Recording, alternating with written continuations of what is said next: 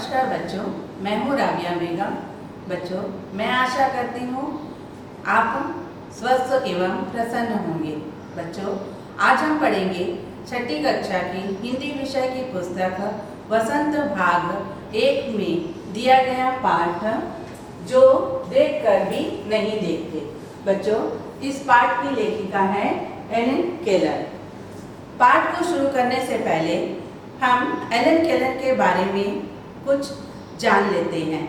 Elon Keller जब 1.5 साल की थी तभी एक बीमारी की वजह से उन्होंने अपने देखने और सुनने की शक्ति खो दी थी और तब से वह देख और सुन नहीं सकती थी। इतनी बड़ी हादसा होने के बावजूद उन्होंने कभी हिम्मत नहीं हारी।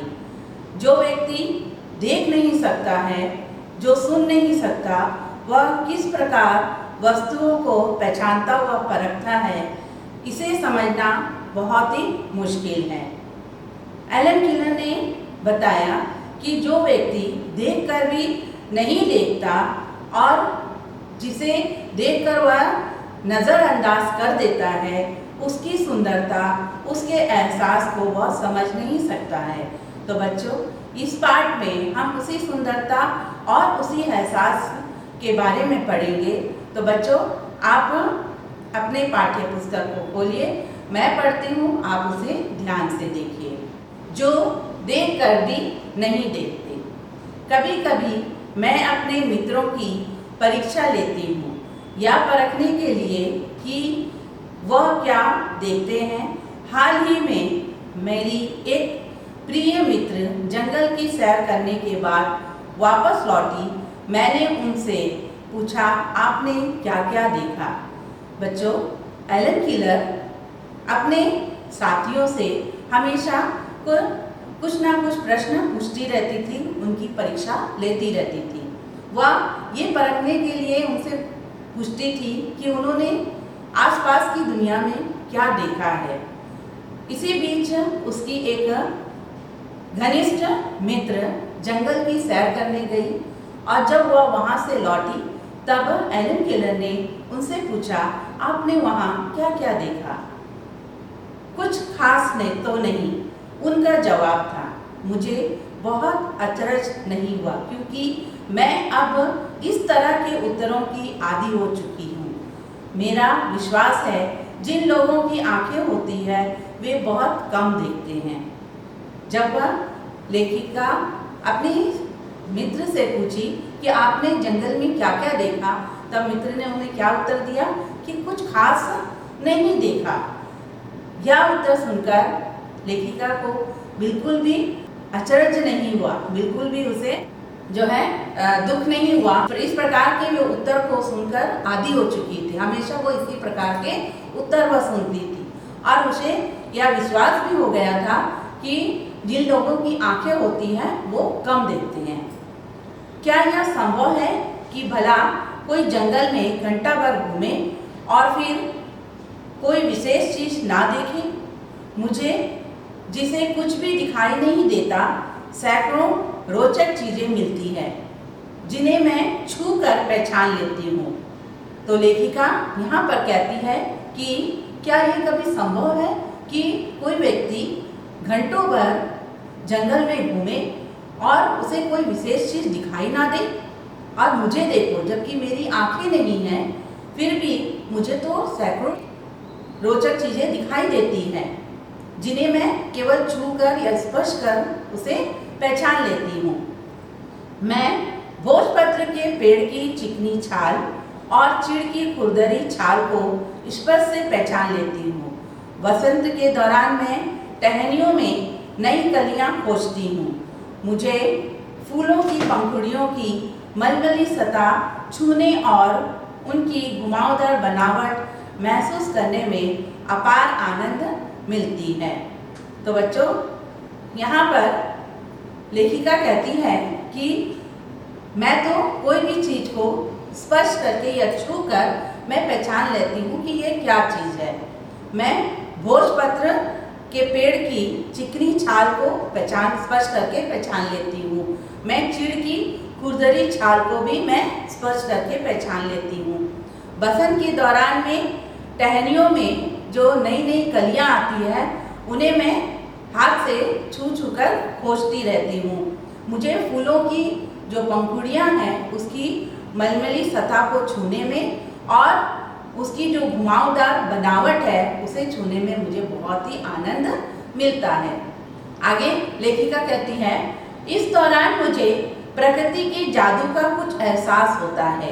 कभी जब मैं खुशनसीब होती हूँ तो टहनी पर हाथ रखते ही किसी चिड़िया के मधुर स्वर कानों में गूंजने लगते हैं। तो लेखिका कहती है कि जब मैं इस तरह जो टहनियों को छूती हूँ, कलियों को छूती हूँ, फूलों को छूती हूँ तो मुझे प्रकृति के जादू का एहसास होता है। जब और मैं अपने को बहुत खुशनसीब भी समझती हूँ जब मैं टहनी पर हाथ रखती हूँ और मेरे कानों पर चिड़िया के मधुर जो स्वर है मेरे कानों में सुनाई देती है, उससे मुझे बहुत ही आनंद मिलता है। अपनी उंगलियों के बीच झरने के पानी को बहते हुए महसूस कर मैं आनंदित हो उठती हूँ। मुझे चीड़ के फैली पत्तियों या घास का मैदान किसी भी महंगे कालीन से अधिक प्रिय है। बदलते हुए मौसम का समा मेरे जीवन में एक नया रंग और खुशियाँ भर देता है। आगे लेखिका कहती है कि मैं अपनी उंगलियों से झरने के बीच पानी जो बहता पानी है उसमें मैं अपनी उंगलियां रखती हूँ, अपने हाथ रखती हूँ और उंगलियों के बीच से जो पानी गुजर जाता है उससे मुझे बहुत ही खुशी मिलती है, मैं आनंदित हो उठती हूँ। मुझे चीड़ के पत्तों और घास के मैदान जो है वह मुझे कालीन से भी सुंदर लगता है, कालीन से भी अधिक प्रिय लगता है। बदलते हुए मौसम का समा मेरे जीवन में खुशियाँ भर देता है, मेरे जीवन में नया रंग भर देता है। आगे देखो बच्चों, कभी कभी मेरा दिल इन सब चीज़ों को देखने के लिए मचल उठता है। अगर मुझे इन चीज़ों को सिर्फ छूने भर से इतनी खुशी मिलती है तो इसकी सुंदरता देखकर तो मेरा मन मुग्ध ही हो जाएगा। क्योंकि बच्चों लेखिका के आँख नहीं है, वो देख नहीं सकती है। उसकी जो 1.5 साल की उम्र में बीमारी की वजह से उसकी देखने की और सुनने की शक्ति चली गई थी, अब तो वो देख नहीं सकती है। तो इसलिए कहती है कभी कभी ऐसा मन होता है कि मैं इन सारी चीज़ों को देखूं, अपने आँखों से देखूं, मेरा मन जो है मचल उठता है। अगर मुझे इन चीज़ों को सिर्फ छूने से ही इतना आनंद प्राप्त होता है, इतनी खुशी प्राप्त होती है, तो अगर मैं इनको अपनी आँखों से, इनकी सुंदरता को अपनी आँखों से देखूं तो कितना मेरा मन खुश हो जाएगा, मेरा मन एकदम मुग्ध हो जाएगा। परंतु जिन लोगों की आँखें हैं वे सचमुच कम देखते हैं। इस दुनिया में अलग अलग सुंदर रंग उनकी संवेदनाओं को नहीं छूते। मनुष्य अपनी क्षमताओं की कभी कदर नहीं करता, वह हमेशा उन चीज़ों की आस लगाए रहता है जो उनके पास नहीं। लेखिका कहती है लेकिन इस संसार में ऐसे बहुत सारे लोग हैं जिनकी आँख होती है, वे देख सकते हैं लेकिन देख कर भी वे नहीं देखते हैं। कुछ भी उनसे पूछो, हाँ कुछ भी तो नहीं है, केवल यही उत्तर जो है उन्हें मिल जाता है। इस दुनिया में तरह तरह के सुंदर सुंदर रंग हैं, तरह तरह की चीज़ें हैं जो देख सकते हैं, लेकिन जिनके पास आँख है वो देख नहीं पाते हैं। मनुष्य कभी अपनी क्षमताओं का कदर नहीं करता है, वह उन्हीं चीज़ों की आस लगाकर बैठा रहता है जो उनके पास नहीं है। यह कितने दुख की बात है कि दृष्टि के आशीर्वाद को लोग एक साधारण सी चीज़ समझते हैं, जबकि इस नियामत से जिंदगी को खुशियों की इंद्रधनुषी रंगों से हरा भरा किया जा सकता है। तो बच्चों आखिर में जो है लेखिका कहती है कि ये जो ईश्वर की तरफ से हमें जो दृष्टि मिली है, जो आशीर्वाद मिला है, देखने का जो आशीर्वाद हमें मिला हुआ है, इसे हम लोग जो है समझ नहीं पाते, इसे हम एक साधारण सी चीज़ समझते हैं। जिन लोगों के पास आँख नहीं होती है वो इसके मूल्य को समझ सकता है कि ये कितना अनमोल है, कितना मूल्यवान है। लेकिन हमारे पास आँख होते हुए भी हम इस आशीर्वाद को जो ईश्वर ने हमें दिया है इसके मूल को हम समझ नहीं पाते हैं। इसको हम एक साधारण सी चीज़ समझते हैं, जबकि ये जो आशीर्वाद हमें प्राप्त हुआ है इससे हमारी ज़िंदगी में कितनी खुशियाँ हमें मिल सकती हैं। हमारा जीवन जो है रंग बिरंगी हो सकता है, हमारा जीवन हरा भरा हो सकता है। तो ये सुंदर सा पाठ बच्चों आप लोगों को बहुत अच्छी तरह समझ आया होगा। अब हम इस पाठ के कुछ बहुविकल्पिक प्रश्न को हल करेंगे बच्चों। पहला प्रश्न है, जो देखकर भी नहीं देखते पाठ के लेखक कौन है? इस पाठ के लेखक कौन है? पहला विकल्प है प्रेमचंद, दूसरा सुंदरा रामस्वामी, तीसरा जया विवेक, चौथा एलन किलर।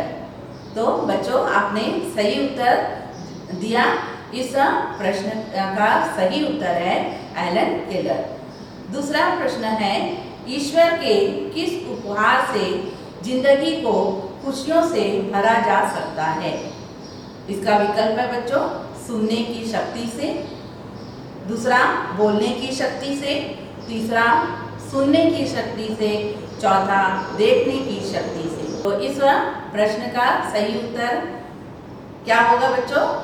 हाँ, इसका सही उत्तर है देखने की शक्ति से। तीसरा प्रश्न है, इनमें से कौन सी चीज लेखिका के जीवन में खुशियां भर देती है?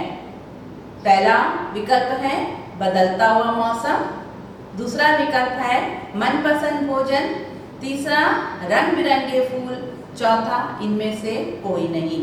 तो इस प्रश्न का सही उत्तर है बदलता हुआ मौसम। चौथा प्रश्न है, कभी कभी लेखिका अपने मित्रों की परीक्षा क्यों लेती है?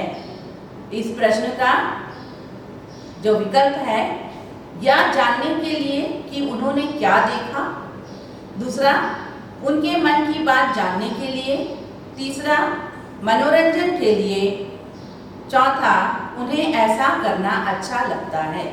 तो इस प्रश्न का सही उत्तर है यह जानने के लिए कि उन्होंने क्या देखा। पांचवा प्रश्न है, एलन को भोजपत्र की छाल कैसी लगती थी?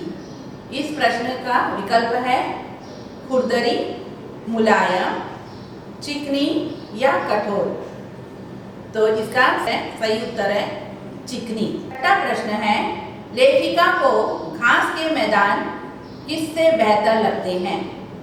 इसका विकल्प है पहला महंगे गद्दों से, दूसरा महंगे तकिए से, तीसरा महंगे कालीन से, चौथा महंगे बिस्तर से। तो इस प्रश्न का सही उत्तर है महंगे कालीन से।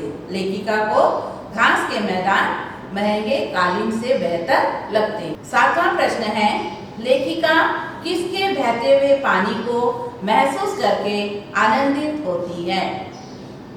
इसका विकल्प है बच्चों पहला झरने के, दूसरा समुद्र के, तीसरा नदी के, चौथा बरसात के।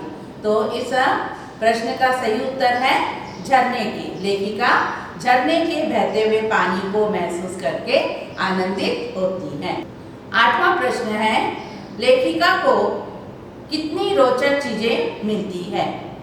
पहला सैकड़ों चीजें, दूसरा हजारों चीजें, तीसरा लाखों चीजें, चौथा करोड़ों चीजें। तो लेखिका को कितनी चीजें मिलती हैं? सैकड़ों चीजें, रोचक चीजें उन्हें मिलती हैं। नौवां प्रश्न है, टहनी पर हाथ रखते ही किसी के मधुर स्वर लेखिका के कानों में गूंजने लगते हैं। पहला विकल्प है चिड़िया के मधुर स्वर, दूसरा मैना के मधुर स्वर, तीसरा तोते के मधुर स्वर, चौथा कोयल के मधुर स्वर। तो इस प्रश्न का सही उत्तर है चिड़िया के मधुर स्वर। टहनी पर हाथ रखते ही चिड़िया के मधुर स्वर लेखिका के कानों में गूंजने लगते हैं। 10वां प्रश्न है, आंखों वाले लोग बहुत कम क्यों देखते हैं? इसका विकल्प है क्योंकि वे देखकर भी नहीं देखते, दूसरा उन्हें दिखाई नहीं देता, तीसरा, वे अपने को सर्वज्ञ मानते हैं। चौथा, वे अंतर्यामी नहीं हैं। तो इसका सही उत्तर है क्योंकि वे देखकर नहीं देखते। तो बच्चों, अब इस पाठ्य पुस्तक में आए जो अभ्यास प्रश्न हैं उनके उत्तर करेंगे। पहला प्रश्न है, जिन लोगों के पास आंखें हैं वे सचमुच बहुत कम देखते हैं। एलन केलर को ऐसा क्यों लगता था? इसका उत्तर है बच्चों, एलन केलर ने ऐसा इसलिए कहा क्योंकि जो लोग किसी चीज को निरंतर देखने के लिए आदी हो जाते हैं वे उनकी तरफ अधिक ध्यान नहीं देते। उनके मन में उस वस्तु के प्रति कोई जिज्ञासा नहीं होती। ईश्वर की दी हुई देन का वह लाभ नहीं उठा सकते। दूसरा प्रश्न है बच्चों, प्रकृति का जादू किसे कहा गया है?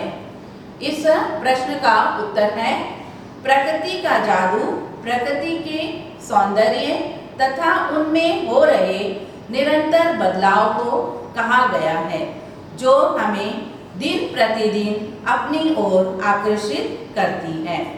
प्रकृति में विविधता है, अलग अलग वृक्षों की अलग अलग घुमावदार बनावट, उनकी छाल और पत्तियों का होना, फूलों का खिलना, कलियों की पंखुड़ियों की मखमली सतह, बागों में पेड़ों पर गाते पक्षी, कलकल करते बहते हुए झरने, कालीन की तरह फैले हुए घास के मैदान आदि प्रकृति के जादू है। तीसरा प्रश्न है, कुछ खास तो नहीं, एलन के मित्र ने यह जवाब किस मौके पर दिया और यह सुनकर एलन को आश्चर्य क्यों हुआ? इस प्रश्न का उत्तर है बच्चों, एलन केलर की मित्र जंगल में घूमने गई थी। जब वह वापस लौटी तो एलन केलर ने उससे जंगल के बारे में जानना चाहा। तब उसके मित्र ने जवाब दिया कि कुछ खास नहीं।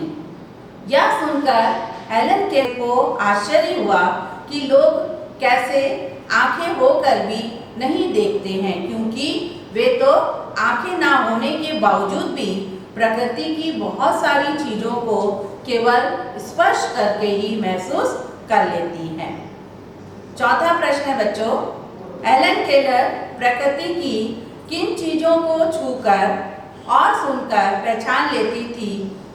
पाठ के आधार पर इसका उत्तर लिखो।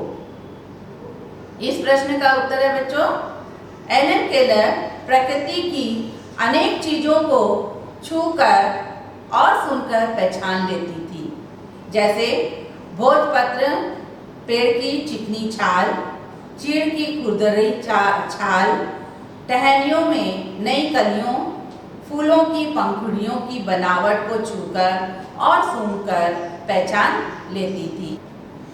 पांचवा प्रश्न है बच्चों, जबकि इस नियामक से जिंदगी को खुशियों के इंद्रधनुषी रंगों से हरा भरा किया जा सकता है, तुम्हारी नजर में इसका क्या अर्थ हो सकता है?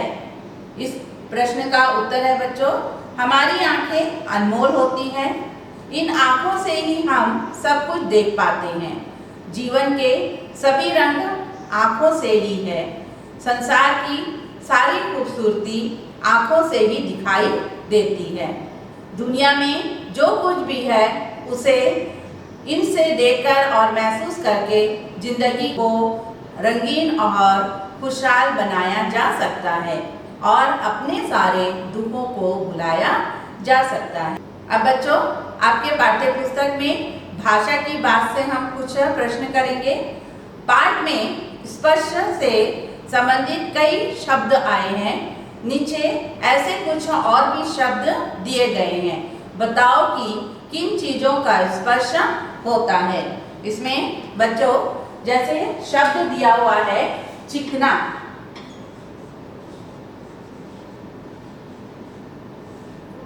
अब ये चिकना जो है हमें किन किन चीजों से हमें पता चलता है कि ये चिकना है, जैसे मक्खन,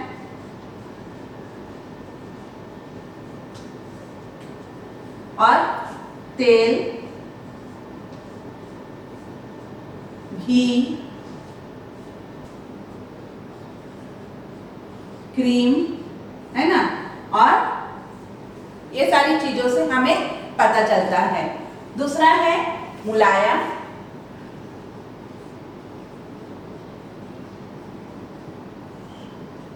मुलायम यह हमें किससे पता चलता है?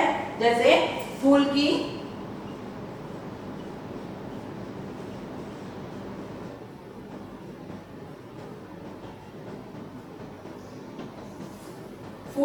पंखुड़ियां, फिर है रेशमी कपड़ा, अब है तीसरा खुरदरा। खुरदरा क्या से पता चलता है? जैसे पत्थर, लकड़ी, पत्थर है, लकड़ी, छाल। उसके बाद है चिपचिपा,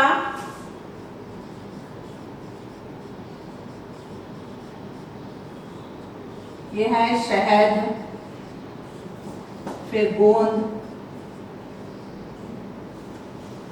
भुरभुरा,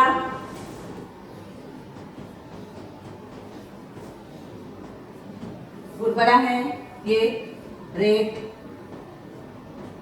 मिट्टी, है ना बच्चों। तो ये सारी चीजों से जो है हमें पता चलता है। चिकना मक्खन, तेल, घी, क्रीम, ठीक है।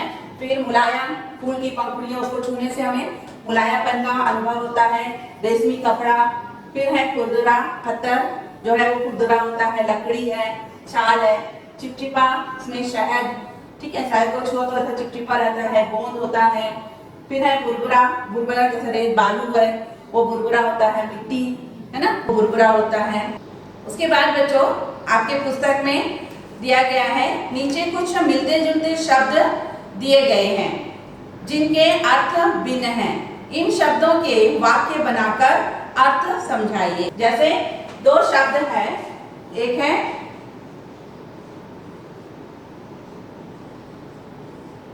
अवधि और दूसरा शब्द है अवधि। उसका उच्चारण देखिए एक ही जैसा लगता है लेकिन इसके अर्थ अलग है। इसमें हमें वाक्य बनाना है।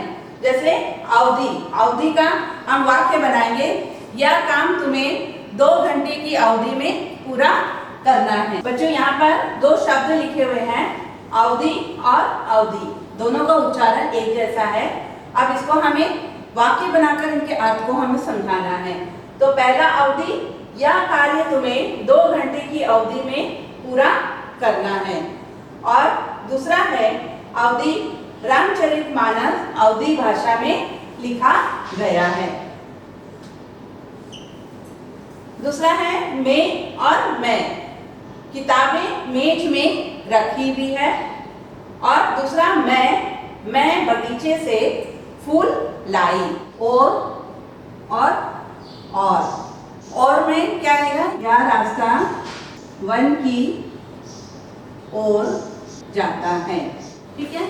दूसरा और, राजू और श्याम भाई भाई हैं। दोनों का अर्थ मालूम हुआ। तो इस तरह के शब्द आपके किताब में और भी आए हैं। तो मैं समझती हूँ आप लोगों को ये पाठ अच्छी तरह समझ आया होगा। आप घर में पाठ को पढ़िए, उनके प्रश्न उत्तर को करने की कोशिश करिए। धन्यवाद।